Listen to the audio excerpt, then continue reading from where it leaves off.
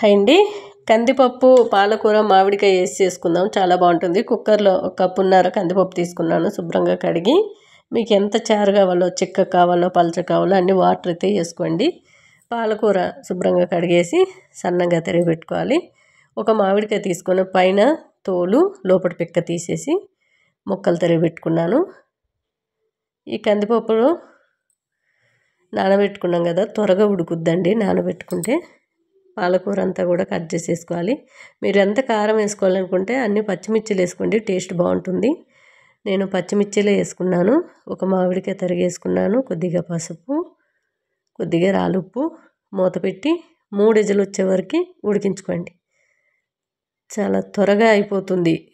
Stove మీడియంలో పెట్టి 3 whistle వస్తే సరిపోతుంది. టేస్ట్ చాలా చాలా బాగుంటుంది. కాస్త చిక్కగా చేసుకుంటే చపాతీ అయినా రైస్ అయినా బాగుంటుంది. నేను చిక్కగానే చేశాను. మనకి ఒక్కసారి ఇలా వండితే మనకి అంత ఇష్టంగా తినొచ్చండి. మామిడికాయ టేస్ట్ కానివ్వండి, పాలకూర చిక్కగా చాలా బాగుంది. పోపు అయితే పెట్టుకుందాము. స్టవ్ మీద కళాయి పెట్టుకొని కొద్దిగా ఆయిల్ వేసుకొని శనగపప్పు, మినపప్పు, ఆవాలు, జీలకర్ర, సోంపు, మెంతులు, దినుసులు వేసుకున్నాను. కొద్దిగా వాము కూడా వేసాను. అలా పోపు దినుసులు పెట్టుకుంటే ఆరోగ్యానికి చాలా మంచిదండి.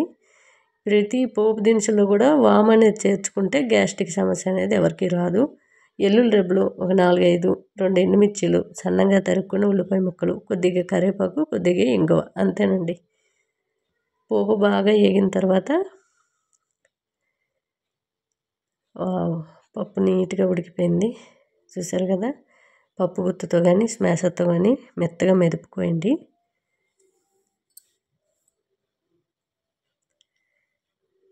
పోపు అంతా కూడా వేగిపోయింది. కింద దించేసి దీంట్లో పోసేసుకోవడమే. సింపుల్గా ఈజీగా మనం చేయడం కూడా చాలా ఈజీ. కుక్కర్తోని ఏ కూర అయినా త్వరగా అయిపోతుందండి. ఎంత బయట లేటుగా వచ్చినా, లేదంటే డ్యూటీలకు వెళ్ళే వాళ్ళైనా మంచి కుక్కర్ ఒకటి తీసుకుంటే 2-3 విజిల్కే ఉడికిపోతాయి. ఏ కర్రీ అయినా చాలా సింపుల్గా ఈజీగా వండేసి, పోపు ఉన్నా లేకపోయినా ఈ పప్పు చాలా టేస్ట్గా ఉంటుంది. నేనైతే పోపు వేసాను కానీ వేయకుండా కొద్దిగా నెయ్యి వేసుకొని తింటే కమ్మగా ఉంటుందండి టేస్ట్, పుల్ల పుల్లగా. మనకి పాలకూర మామిడికాయ అదిరిపోయిందండి. ఎవరికైనా నచ్చితే చేసుకొని తినండి, మళ్ళీ చేసుకొని తినాలి అనిపించేలా ఉంది. అంత టేస్ట్గా అయితే ఉంది. ఎక్కువ శాతం గంగవాయిల కూర, మామిడికాయ వండుకుంటారు. మనకి పాలకూర మామిడికాయ అదిరిపోయిందండి.